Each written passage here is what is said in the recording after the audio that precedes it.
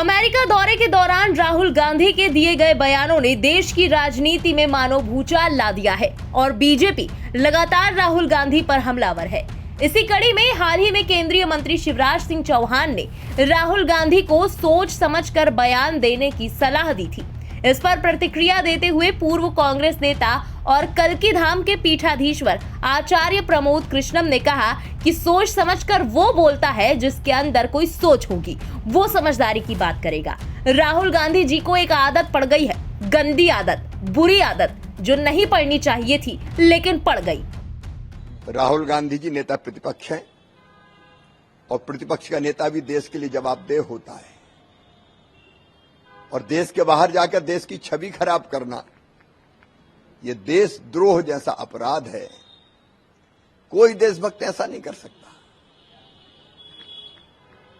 लेकिन राहुल जी तो लगता लगातार तीसरी बार हारने के बाद कांग्रेस के कुंठित हो गए और अपनी कुंठा देश की छवि खराब करके अमेरिका में निकाल रहे हैं। अरे अपने देश में कांग्रेस और बीजेपी होती है, लेकिन जब हम बाहर जाते हैं तो हम कांग्रेस और बीजेपी के नहीं होते, हम केवल देश का प्रतिनिधित्व करते हैं, जैसे अटल बिहारी वाजपेयी जी करते थे।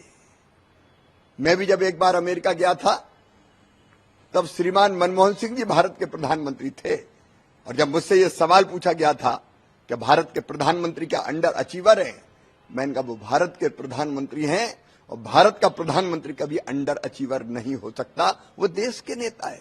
ये भाव होता है देश का।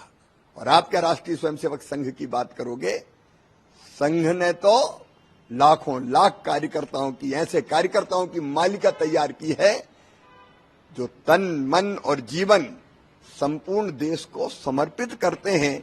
एक एक क्षण केवल देश के लिए जीने वाले संघ के स्वयंसेवक अपने आप को खपाकर वो देश बनाते हैं। एक बात जरूर सही कही राहुल ने कि मोदी जी से कोई नहीं डरता।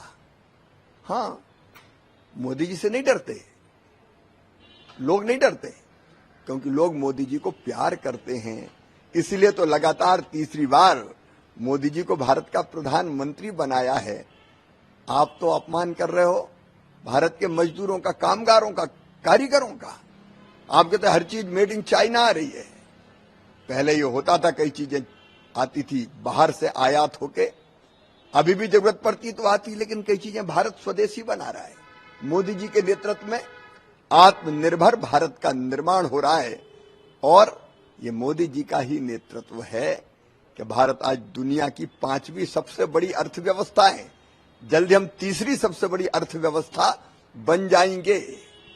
लेकिन राहुल जी, आपने भारत जोड़ो यात्रा की, भारत से जुड़ नहीं सके। भारत की जनता, भारत की संस्कृति, भारत के जीवन मूल्य, भारत की परंपराएं, किसी से तुम जुड़ नहीं पाए। राहुल जी, छोटे मन से कोई बड़ा नहीं होता। शिवराज सिंह चौहान जी ने बिल्कुल ठीक कहा है कि राहुल गांधी जी नेता प्रतिपक्ष हैं, उन्हें सोच समझ के बोलना चाहिए।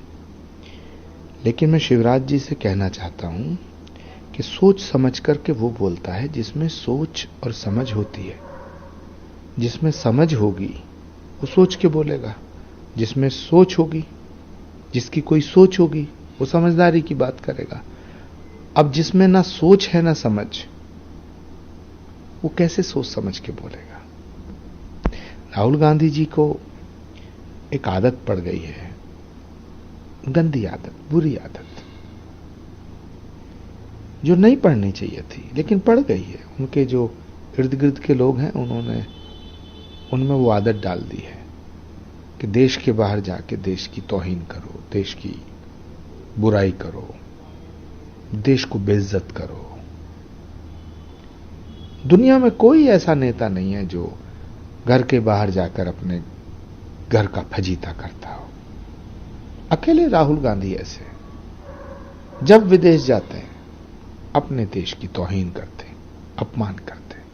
माफी मांगनी चाहिए उन्हें पूरे देश से, क्षमा याचना करनी चाहिए भारत से। गुरु जी, कांग्रेस के कुछ नेताओं ने कहा है कि अगर मोदी जी विदेश जाते हैं तो उनका जय जयकार की जाती है, राहुल गांधी विदेश जाते हैं तो उनकी बदनामी की जाती है। ये कर्मों के फल हैं, कांग्रेस पार्टी के पुराने पाप हैं जो कांग्रेस को भुगतने पड़ेंगे।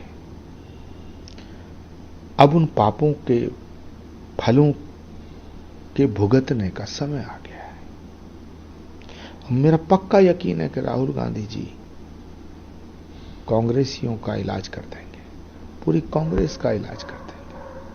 वो जो गठबंधन की बात करते हैं, इस बार हरियाणा में आम आदमी पार्टी और कांग्रेस का गठबंधन दिख नहीं रहा। 2 दिन समय कुल रह गया है पेपर नॉमिनेशन करने का, लेकिन अभी तक कोई फाइनल नहीं हुआ। आम आदमी पार्टी ने अपने उम्मीदवार उतार दिए और अब भी कह रहे हैं कांग्रेस की उम्मीद है कि गठबंधन हो सकता है।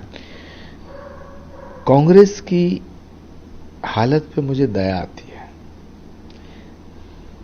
125 साल से ज्यादा पुरानी पार्टी, राष्ट्रीय पार्टी की ये हालत हो गई है कि रीजनल पार्टियों के चौखट पे गठबंधन के लिए गिड़गिड़ाते हैं।